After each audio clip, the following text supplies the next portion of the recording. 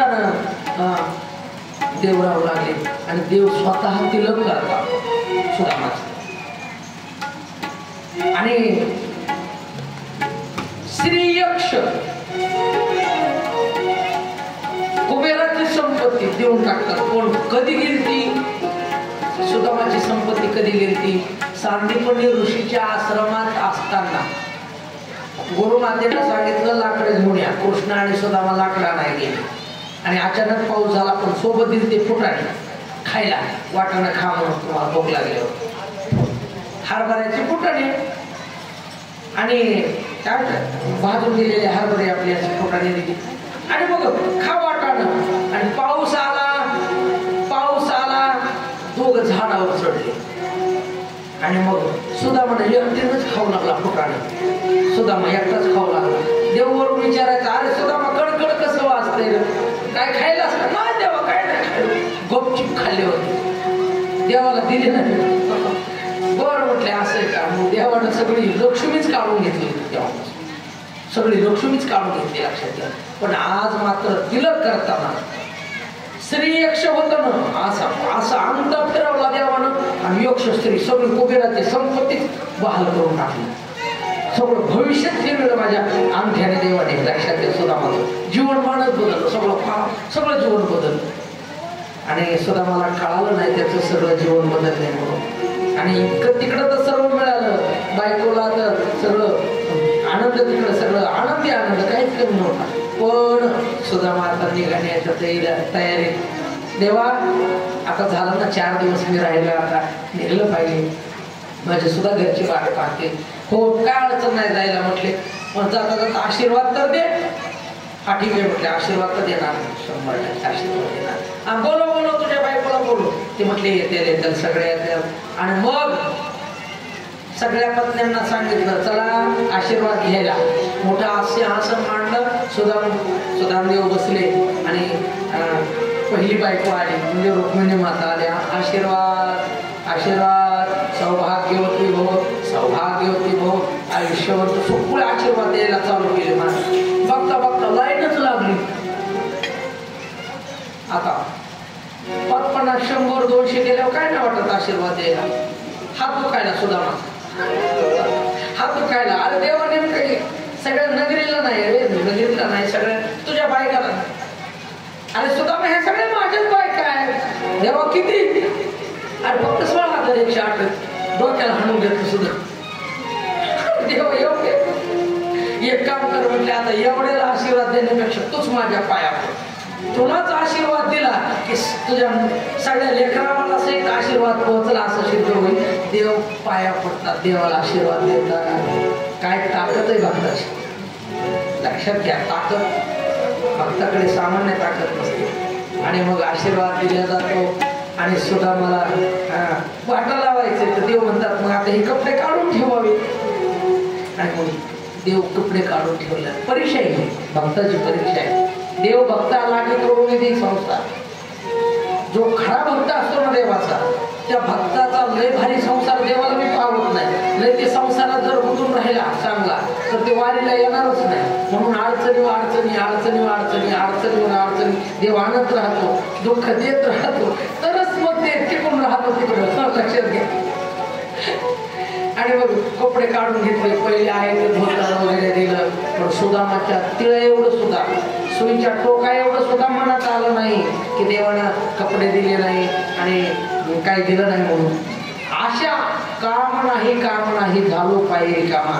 देवाचं फक्त नाम चिंतन सोबत ठेवणारे माणसं बाकीच्या सोबत काही वाईट गोष्टी ह्या संसाराच्या गोष्टी हृदयात ठेवत नाहीत. लक्षात पोटात ठेवत नाही. त्यांच्याकडे जागाच नसते ते ठेवायला. त्यांचं हृदय आणि पोट फक्त हरिनामाने गच्च भरलेलं असतं. दुसरी काही त्यांना अपेक्षा राहत नाही. आणि सुदामदेवाला माझे देव वाट लावतात. आणि ज्यावेळेस घरी येतात सुदामदेव आणि गाव सोन्याचा झालेला पाहून सुदामाच्या तर लक्षातच येईन आपलं घर बोलते. तर त्या दिशेनं गल्लीनं जातात आणि घोरच सोन्याचं झालेलं पाहून आनंद वाटतो. लक्षात घ्या भक्ती ही कशी असावी. सुदामदेवासारखी असावी. अंगावरले भरधरीत कपडे काढून घेताना तिला एवढं सुद्धा त्याच्या मनात काही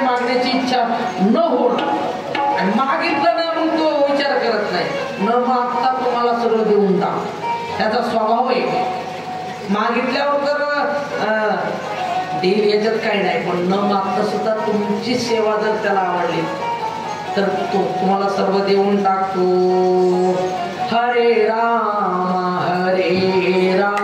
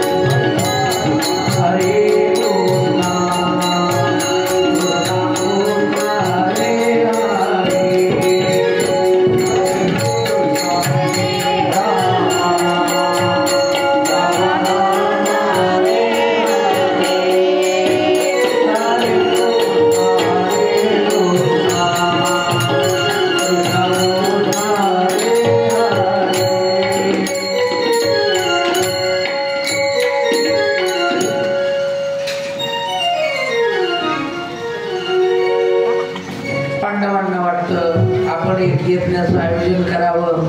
कारण का आतापर्यंत पांडवाच्या हातून कोणताच यज्ञ झाला नव्हता, म्हणून प्रस्ताव कृष्णाकडे पांडव घेऊन येतात की राजसूय यज्ञाचं काय करायचं तेव्हा आयोजन करायचंय. आणि मग म्हणून छान असं राजसूय यज्ञाचं आयोजन होतं. त्या आयोजनामध्ये जरासंधाला आमंत्रित केलं जातं आणि जरासंधाचा वध बिंदाचा पांडवाकडून होतो. गोपाळ कृष्ण भगवान देवाला वाटतं एवढी यादव झाले, एवढी यादव झाले, मग ही यादवी जर माजली तर मोठा अवघड होईल, म्हणून देवच यादवांना शापाचं नियोजन करतात. देवाचे मुलं नातू पंतू एके दिवशी खेळत असताना सांब जो आहे ना, सांब काय करतो, स्त्री वेश धारण करतो, साडी नेसतो सांब, आणि पोटाला मुसळ बांधतो आणि साधूकडे जातात आणि चष्टा साधूची करतात की महाराज ही स्त्री आहे, या स्त्रीला दिवस गेलेले आहेत आणि तुम्ही सांगा तिला काय होईल. साधू शाप देतात, तिला मुसळ होईल म्हणते, मुसळ. आणि खरोखर लोखंडाचं मुसळ पडतं लक्षात. आणि मग म्हटले आता काय करायचं, आणि शाप दिला जातो की तुमच्या यदुकुळाचा नाश होईल याच मुसळाने. साधूचा शाप राहतो सामान्य. आणि मग मुसळाचं बारीक पीठ करायचं सांगतात उग्रसेन महाराज. सगळेच काय करायचं तर म्हटलं त्या समुद्रात फेकून त्या मुसळाचं पीठ करतात. पण त्याच्यातला एक तुकडा मासा घेतो त्या लोखंडाचा आणि तोच तुकडा मासा गिळतो आणि तो तुकडा एका भिल्लाच्या घरी तो तुकडा जातो आणि तो भिल्ल त्याच लोखंडाच्या तुकड्याचा बाण बनतो. लक्षात घ्या. आणि फेकलेले जे समुद्रात त्या मुसळाचा चोरा जे आहे ना बाबा त्याच्यापासून लभाळे जन्म घेतात. लभाळे जन्म घेतात.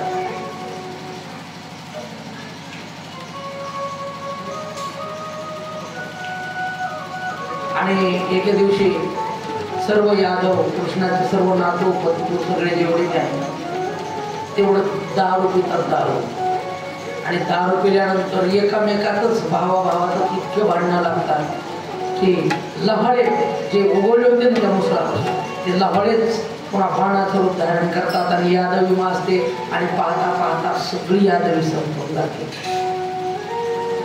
आणि कृष्ण सुद्धा उदास होऊन एका पिंपळाच्या झाडाखाली बसलेला असतात. तो पारधी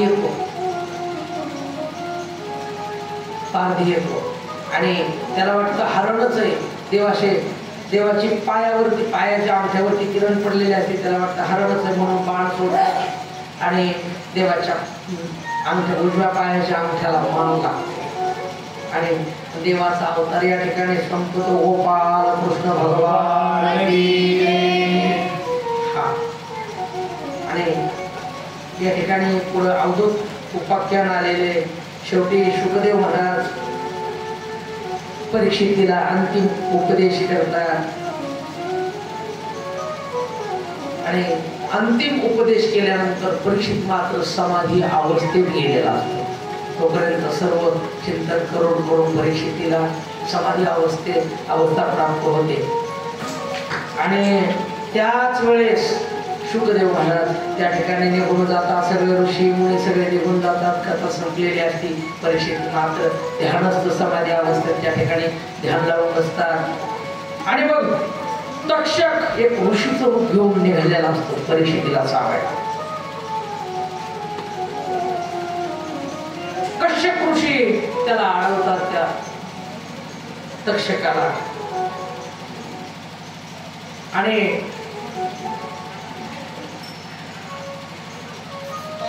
कश्यप ऋषी अडवतात आणि कश्यप ऋषी म्हणतात तू परीक्षितीला चावायला निघलास ना अजिबात जायचं नाही तिकडे. पण कश्यपाला धन दौलत देऊन तिथून परत जातो आणि तक्षक पुढे निघतो आणि सर्प रूपात तक्षक येतो आणि परीक्षितीला दंश करतो. गोपाल कृष्ण भगवान की आणि परीक्षित भस्म होऊन जातो. लक्षात घ्या. आणि हे ज्या वेळेस परीक्षितच्या मुलाला जन्मेजयाला कळतं की तक्षक नाग चावून माझ्या बापाला मारला, एवढं धाडस तक्षकानं केलं, या तक्षकाला सोडणार नाही. आणि जन्मेजय काय करतो, सर्प यज्ञ या ठिकाणी आरंभ करतो आणि अनेक सर्प साप त्या यज्ञ कुंडात येऊन मरू लागले, येऊन पडू लागले, मरू लागले. आणि हा तक्षक लपून बसला. त्याला सुद्धा तक्षकाय स्वाहा अनेक ब्राह्मण बोलवले. तक्षकाला सुद्धा आता सोडणार नव्हता जन्मेजय. तक्षकाय स्वाहा फटफट आता खेचल्या जाऊ लागला तक्षक. आणि त्यावेळेस मग सगळे ऋषी मुनी संत या ठिकाणी समोर येतात, जन्मेजयाची समजूत काढतात. अरे परीक्षित मुक्त झाला, का उगत ताण घेतोस, कशामुळे सापांना मारतोस, उगच नको म्हणून समजूत काढतात जन्मेजयाची. आणि तो सर्प यज्ञ थांबल्या जातो. गोपाल कृष्ण भगवान.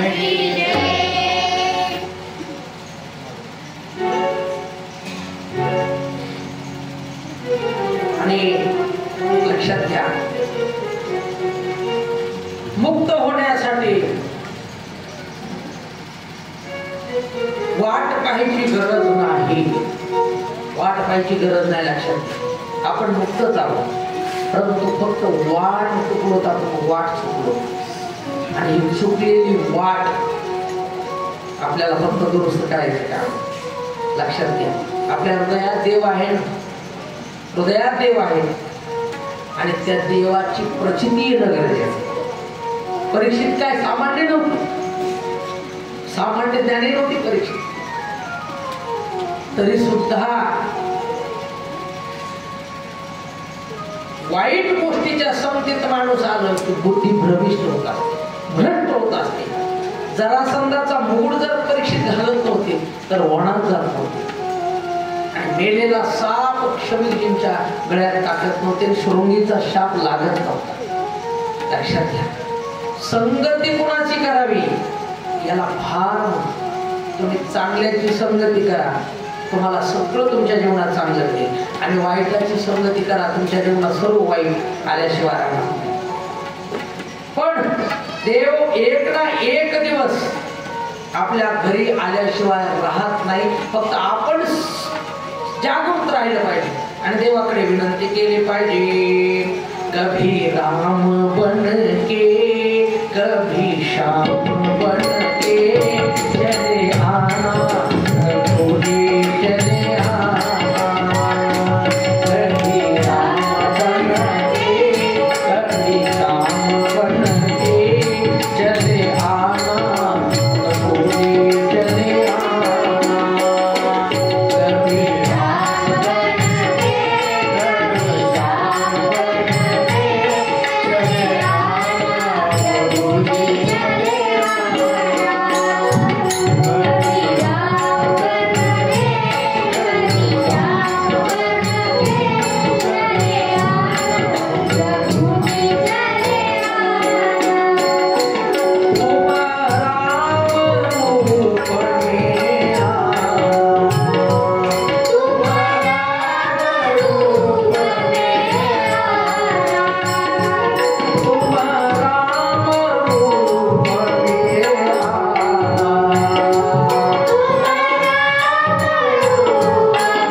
चले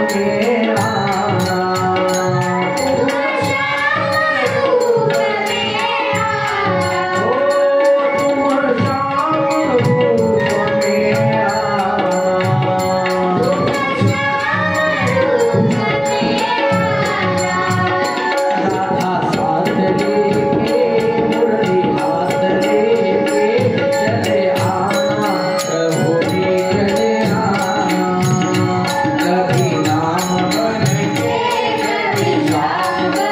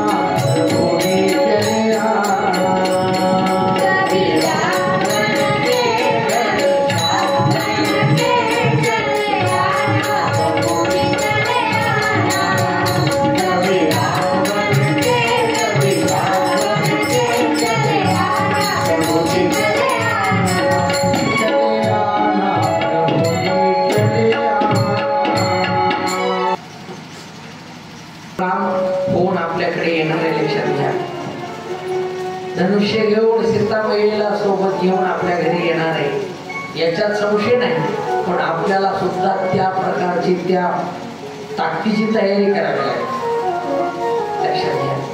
आणि म्हणून हृदयरूपी मंदिर कसं सजवता येईल, कसं स्टेज छान बनवता येईल का, त्या स्टेजवर देव माझा विराजमान होणार आहे, त्या सिंहासनावर विराजमान होणार आहे.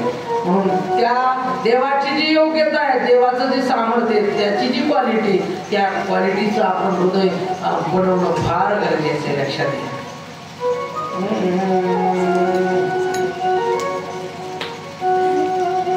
आणि म्हणून आपण पूर्वतयारी करणं, आपल्या लक्षात घ्या, संसारातून वेळ काढून कसं आपल्याला जप करता येईल, कशी ध्यानधारणा करता येईल, कशी देवाची साधना करता येईल, देवाला कसं मिळवता येईल, याच्या बऱ्याच गोष्टीचा या ठिकाणी आपल्याला विचार करायचा आहे. आणि समजून उमजून आपल्याला परमार्थ करायचा आहे. अंदाधुंद ढगात गोळ्या घालून आपल्याला देव कधी मिळणार नाही. जर पंढरपूरला गेलोत ना, तेवढंच हृदयात प्रेम दाटून आलं पाहिजे देवाला पाहताना, लक्षात घ्या. तेवढ्याच आनंदानं चंद्रभागेचं स्नान असेल आणि कथा असेल, देवाचं स्नान असेल, म्हणजे दर्शन असेल, तेवढ्याच भावनेनं आपल्याला या ठिकाणी करायचं म्हणून लोक करतात म्हणून आपण जर करायला गेलो ना, आपल्या पदरात काय करता. म्हणून जे करायचं ते हृदयातून करायचं. आणि हृदयात जर नसेल तर काही उपयोग होणार नाही, सगळं वाया जाईल. जन्माला आला ह्याला आणि पाणी वाहून गेला. कोळ्याच्या घरी हाल्या जन्म घेतो आणि आयुष्यभर पाणी टोकारीनं वाहत वाहत वाहत मरून जातो. तसंच अस्तीच्या महापुरी निघतात ते कोटीवरी प्राप्तीच्या पहिलं तरी पाहिलं आहे, लक्षात घ्या. भक्ती भावनेनं प्रेमानं. आणि अहो पूर्वीसारखा संसार नाही. आताच्या ह्या सुनाला किती या ठिकाणी परमार्थ करायला मोबाईल, कोणतीच सासू वाढवत नाही. पूर्वीचा अवघड होतं मार्ग, पूर्वीचा सासरवास अवघड होता. आता सासरवास नाही, आता सुनरवास चालू झाला. पूर्वीचा सासरवास म्हणजे असा होता, एक सुनबाई आणि सासू शेतात चालल्या, ऐकताय ना. सुनबाई आणि सासू शेतात चालल्या आणि सुनबाई पुढं सासूबाई मागे. एक जण म्हटले आत्या आगले सुन पुढं आणि तुम्ही माग. बघा ना म्हटले, कधी मागच्या माणसाचा विचार करणार नाही, म्हातारा माणूस आहे का काय, कधी विचार करणार नाही. म्हैस उदाळल्या भद भद भद पुढं, कधीच मागचा विचार करीत नाही. सुनबाईला वाटलं आपलं चुकलं. मग दुसऱ्या दिवशी सासूबाई पुढं असं घेतल्या आणि सुनबाई पुढं मागून चालला. एक जण म्हटल्या कवा त्या आज लय तुम्ही पुढं पुढं पळायला, सुनबाई माग. बघा ना म्हटले, काम असलं कवा काही धनाडून कामाला लागणार नाही. माग माग माग माग म्हणून काहीला कापायला नाही केलं, माग माग उडी काम असतं. तिला वाटलं इथं मी चुकला आपण. दुसऱ्या दिवशी सासू सोबत आणि ही शेजारी चढू लागली. आज सासूकडून ही शेजारी. एक जण म्हटले आत्या आज लय बरोबर चालला. बघा ना जणू काय सवत आहे, पावलाला पाऊल देऊन चलते.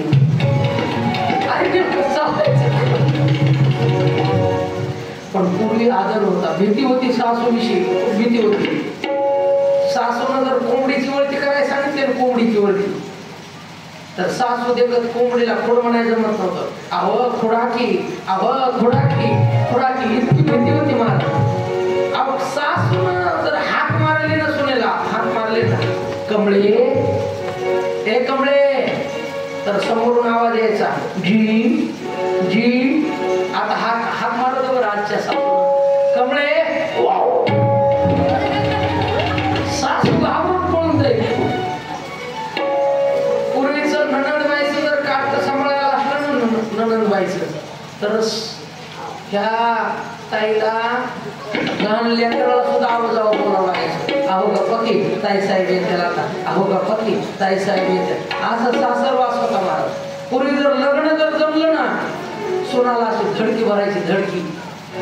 आता कसं होते, आता कसं होते, आता कसं होते, आता कसं होते. झोप नव्हती मला. पण आता काळ बदलला. आता धडकी सोनाला नाही, सासूला भरायची. घरात ठेवते का बाहेर काढते, घरात ठेवते का बाहेर काढते. काळ बदलला. आता घाबरायचं काही कारण नाही. भजन करायचं ना, आनंदानं भजन करा. वेळ झाला पाहिजे भेटण्यात माणूस वेळ.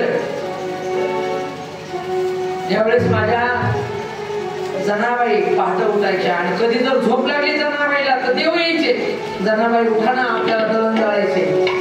एवढ्या माणसं 14 माणसाचं दळण दळायचे कधी होईल. आणि स्वतः जनाबाईला देव उठवायचा आणि स्वतः दळू लागायचा. आणि देव म्हणायचा जनाबाई फक्त नुसतं हात लावा मी ओढू लागतो. देव पूर्ण भार अंगावर घेऊन स्वतः ताकदीनं जातं ओढायचं लक्षात घ्या. आणि जनाबाईनं देव वेळा केला भक्तीनं. देव भक्तीनं वेळा होतो आणि देव वेळा झाला जनाबाईच्या भक्तीने. आणि देव नुसती पहिली हाक मारल्याबरोबर जनाबाईनं देव लगेच यायचा. सुंदर माडे जाते ग फिरते बहुतो ओव्या गाऊ कौतुके तोये ओव्या गाऊ कौतुके तोये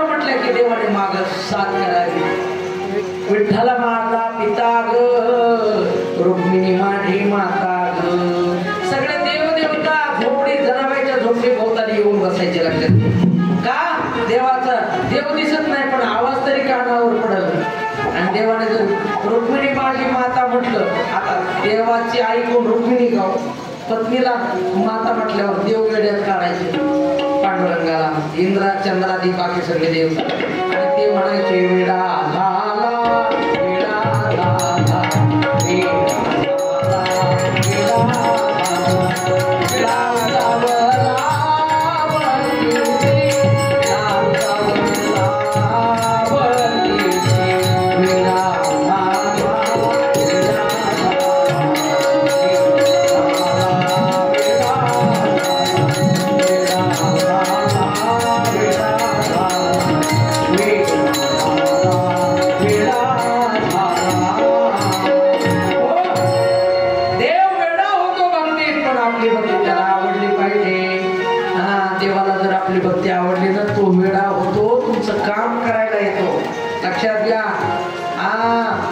देवानं कोणतं काम केलं नाही. नाथबाबांच्या घरी पाणी भरलंय कावडीने पाणी ज्या घरी चक्र पाणी वाही कावडीने पाणी भरलंय अर्जुनासाठी.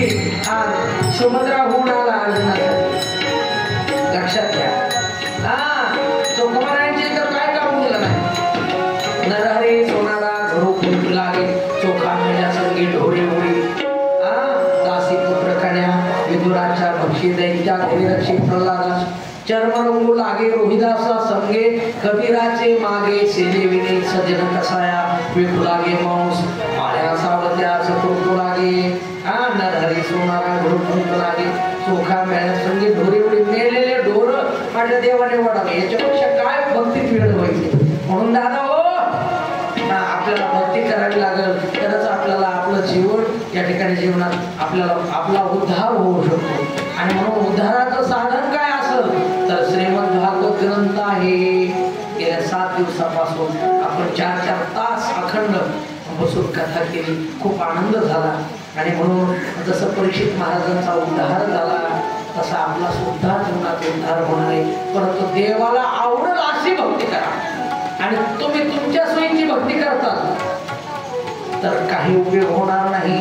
देवाला आवडतंय कसं याचा अभ्यास करा. देवाला तुमची साधी भोळी भक्ती आवडते.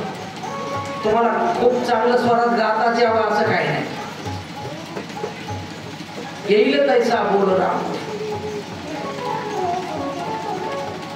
माठिया बोबडिया बोला चित्त द्यावे विठ्ठला, चित्त द्यावे विठ्ठला, विठ्ठला विठ्ठला विठ्ठला माठिया बोबडिया बोला, माठिया बोबडिया बोला. तुमचं चित्त, तुम्ही मनातून किती देवाला भजन करताय तो पाहतो. आणि त्याला जर तुमची भक्ती आवडली ना तर लक्षात घ्या आपलं काम होणार आहे. परीक्षित राजांचं काम झालं, त्यांचा उद्धार झाला. सगळ्या देवादिक सगळे स्वर्गात सगळ्या घंटाच वाजू लागल्या वैकुंठामध्ये. परीक्षितीचा उद्धार झाला आणि सगळ्यांनी ओळखलं श्रीमद भागवत एकच असा ग्रंथ आहे. सगळे धर्माचे ग्रंथ एकीकड आणि श्रीमद भागवत ग्रंथ एकीकड. ब्रह्मदेवाने सगळे ग्रंथ जमा केले आणि एका पारड्यात ठेवले आणि एका पारड्यात फक्त भागवताचा ग्रंथ ठेवला. तर दोन्हीची समान तुलना झाली. लक्षात घ्या, तुळा झाली आणि भागवताचं पारड हे जडच भरलं सगळ्या ग्रंथाला. आणि म्हणून ग्रंथ नव्हे हा श्रीकृष्ण, गीते वेधी मन पूर्ण, अनन्य होता या शरण, खचित टळे जन्म मर. हो, हाच ग्रंथ ऐकल्यानंतर त्रिताप जाती चिरये शांती नाथ ही वदती कृष्णपदी ठे. हो, त्रिताप जातात, आधी भौतिक आधी दैविक आध्यात्मिक सगळ्या समूळ पापाचा नाश होतो. आणि म्हणून असा श्रीमद भागवत ग्रंथ आहे तो तुम्ही सर्वांनी मन लावून ऐकला. असो, सर्वांनी आता एक श्लोक म्हणायचा आहे आणि आपण कथेला पूर्णविराम देत आहोत. आता आपल्याला कीर्तन सुरू करायचंय. आज नृसिंह जन्माचं कीर्तन आहे, लक्षात घ्या. म्हणा सर्वांनी पाठीमागे, नाम संकीर्तनम यस्य. हात जोडा सर्वांनी, डोळे झाका. सर्वांनी हात जोडा, डोळे झाका. नाम संकीर्तनम यस्य सर्व पाप प्रणाशनम, सर्व पाप प्रणाशनम, प्रणामो दुःख समनश, नमो दुःख श्रवणश, नमामि हरिं परम, नमामि हरिं परम. नाम संकीर्तनम यस्य, नाम संकीर्तनम यस्य सर्व पाप प्रणाशनम, पाप प्रणाशनम, प्रणामो दुःख शमनस, प्रमाणो दुःख श्रमणश, नमामि हरिं परम, नमामि हरि परम. नाम संकीर्तनम यस्य, नाम संकीर्तनम यस्य सर्व पाप प्रणाशनम, सर्व पाप प्रणाशनम, प्रणामो दुःख शमनस, प्रणामो दुःख श्रमणम, नमामि हरिं परम, नमामि हरि परम. गोपाल कृष्ण भगवान की जय. श्रीमद भागवत महापुराण की जय. जय श्री राधे श्याम शुकदेव भगवान की जय. श्रीमद भागवत महापुराण की जय. आता जो तो श्लोक म्हटलाय ना तुम्ही 3 वेळेस म्हटलाय ना, तुम्हाला पूर्ण भागवत ग्रंथ श्रवणाचं या श्लोकाने पुण्य मिळतं. लक्षात घ्या, तुम्हाला श्रवण भक्तीचं पूर्ण पुण्य या श्लोकामुळे मिळालेलं आहे. त्याच्यामुळे कुणी मनात ठेवू नका की मला ऐकाय मिळालं नाही. लक्षात घ्या, तुम्ही हा श्लोक म्हटलात, सर्व दुःखाचा नाश या श्लोकामुळे होतो. लक्षात घ्या, एवढी सामर्थ्य एवढं या श्लोकामध्ये आहे. असो, छान. आता एक सर्वांनी गीत म्हणायचं आणि आपण कथेच्या सांगतीकडे आरंभ करत आहोत. मनात भरली पंढरी, मनात भरली पंढरी, जाईन म्हणते माहेरी, जाईन म्हणते माहेरी, मनात भरली पंढरी. मनात टाळी वाजवा, टाळी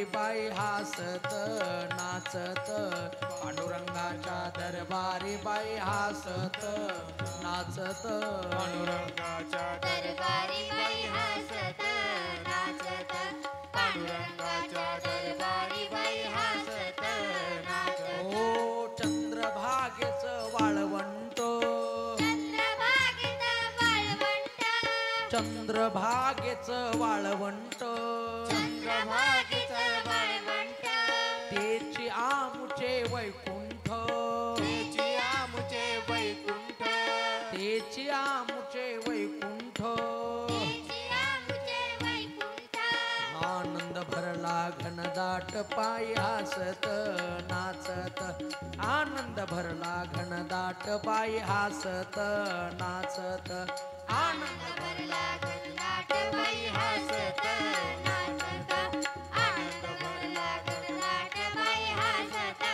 नाचत ओ पांडुरंगाचा दरबार पांडुरंगाच्या दरबारी संत मिळाले अपार मिळाले अपार पांडुरंगाचा दरबार पांडुरंगाच्या दरबारी संत मिळाले अपार मिळाले अपार हरिनामाचा गजर बाई हासत नाचत हरिनामाचा गजर बाई हासत नाचत हरिनामाच्या गजर बाई हसत नाचत हरिनामाच्या गजर बाई हसत नाचत डोळ्यात भरला तो कोबा डोळ्यात भरला तुकोबा डोळ्यात भरला तो कोबा डोळ्यात भरला तुकोबा मनात भरला ज्ञानोबा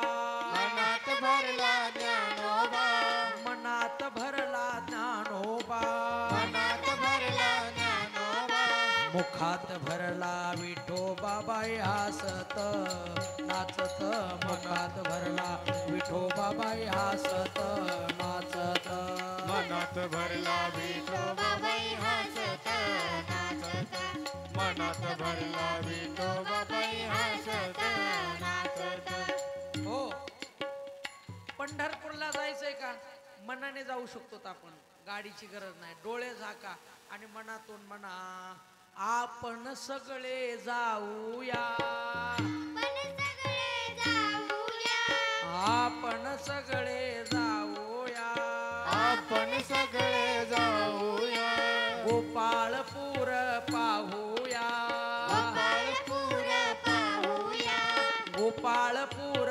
पाहूया गोपाळपूर पाहूया हरीच्या लाह्या खाऊया बाई हासत नाचत हरीच्या लाह्या खाऊया बाई हासत नाचत हरीच्या माया पाहूया बाई हसत नाचत हरीच्या लाया पाहूया बाई हसत नाचत ओ अमृतवाणी खरोखरी ऋतवानी घरोघरी दास दासी वार करे दास दासी वार करी अमृतवाणी खरोखरे अमृतवाणी खरोखरी दास दासी वार करे दास दासी वार करी विठ्ठल उभा विटेवरे बाई हासत नाचत विठ्ठल उभा विटेवरे बाई हासत नाचत विठ्ठल उभा विठेवरी बाई हसत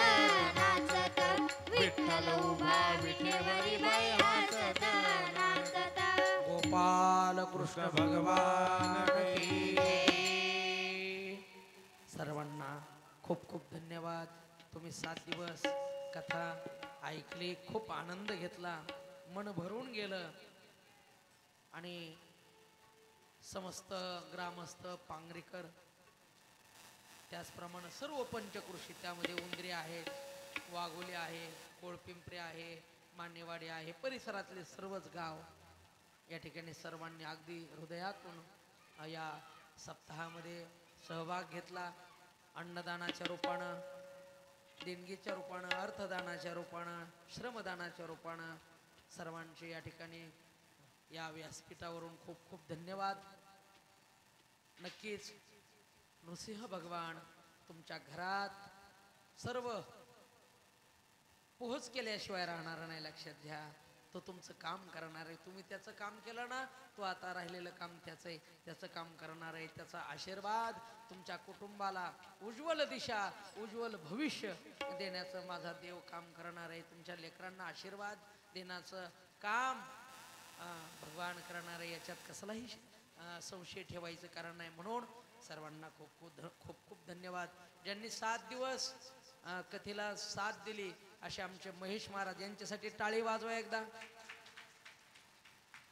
त्याचप्रमाणे तबल्यावरती ज्याची साथ मिळाली, माझा मोठा मुलगा चैतन्य महाराज मंत्री, याच्यासाठी टाळी एकदा होऊ द्या. त्याचप्रमाणे माझी मुलगी भक्ती मंत्री, हिची साथ आपल्याला 7 दिवस मिळाली, छान गवळणी अभंग ऐकायला मिळाले, तिच्यासाठी टाळी होऊन जाऊ द्या. त्याचप्रमाणे शीतल मुंडे, छान अशी लेकरांची माझ्या संस्थेतल्या मुलीत बघा, शीतल मुंडे आणि आपल्या ह्या उंदरीची आमची श्रावणी आणि स्वानंदी, आमचे गरडे साहेब विनोद साहेब गरडे यांची मुलगी आणि सर्जेराव ठोंबरे यांची मुलगी. माझ्याकडे दोन्ही मुली 1 वर्ष झालं अभ्यास करतायत. खूप गोड मुली, खूप इतका छान स्वभाव मुलींचा. आणि भविष्यात तुमच्यासाठी कीर्तनकार म्हणून या ठिकाणी तुमच्या परिसराला हे रत्नदोन तयार करणार आहे. आणि तुम्हाला वाटतं आपले सुद्धा लेकरं छान म्हणावे आणि बनावे. आता एक परीक्षा, लेकरांची परीक्षा, आम्ही काय डायरेक्ट आश्रमात प्रवेश देत नाही. एक उन्हाळ्यामध्ये शिबिर घेत असतो दरवर्षी. या शिबिरामध्ये लेकराचा स्वभाव जर आम्हाला आवडला तरच त्या लेकराला प्रवेश आम्ही देतो. आणि म्हणून 15 मे पासून, उद्या 15 मे पासून एक 28 दिवसाचं बालसंस्कार वारकरी शिबिर आपल्या संस्थेमध्ये चालू होते. उद्या 15 तारखेपासून एक 28 दिवसासाठी मुलं आणून सोडा संस्थेमध्ये. 50-100 मुलं राहणार आहेत. खूप आनंद राहतो मुलांना. या ठिकाणी जेवणाची 3 टाईम जेवणाची सोय सगळी, शिक्षक राहतात 2-4 शिकवायला. शाळेचे शिक्षक लोक रोज एक शिक्षक येतो, लेकरांना मार्गदर्शन करतात. उन्हाळ्याच्या सुट्ट्या 1 महिनाभर जर आमच्याकडे राहिले, त्यांचा उन्हाळा कारणी लागेल. इकडं तिकडे फिरतात, काही खोड्या करतात. याच्यापेक्षा 1 महिनाभर जर राहिले तर त्यांना गीतेचा 12वा अध्याय 15वा अध्याय पाठ होईल. पूजा कशी करायची हे शिकण्यात येईल. हरिपाठ त्यांच्या कानावर पडेल, हरिपाठ पाठ होईल. हरिपाठात पावल्या कशा खेळायच्या पावल्या शिकतील. अनेक गोष्टी त्यांना महिन्यात शिकायला मिळतील. म्हणून आमचा संपर्क घ्या आणि उद्याच्या 15 तारखेला सकाळी 8 वाजता शिबिर आरंभ होणार आहे. 1 महिन्यासाठी तुमची मुलं आमच्या शिबिरात घाला. आणि जर इच्छुक जे वर्ग असेल की आपल्या लेकराला महाराजच बनवायचे, त्यांनी नक्की आमच्या संस्थेशी संपर्क साधा. आपली संस्था सध्या महाराष्ट्रात 1 नंबरला आहे, लक्षात घ्या. सगळे मुलं इंग्लिश स्कूलला शिकतात आपल्या संस्थेची, सेमी इंग्लिश स्कूलला, लक्षात घ्या. आणि म्हणून आपल्या संस्थेशी संपर्क साधा आणि या वळणात, या संस्कारात लेकरांना मोठं होऊ द्या. शाळेचा अभ्यास करत करत लेकरं जर छान भजन कीर्तन करायले तर त्यांच्यासाठी पुढचं भविष्य फार उज्ज्वल असो. सर्वांना खूप खूप पुनश्च एकदा धन्यवाद देतो आणि सेवेला पूर्णविराम करतो. रामकृष्ण हरी गोपाल कृष्ण भगवान की जय. चला आरती करिता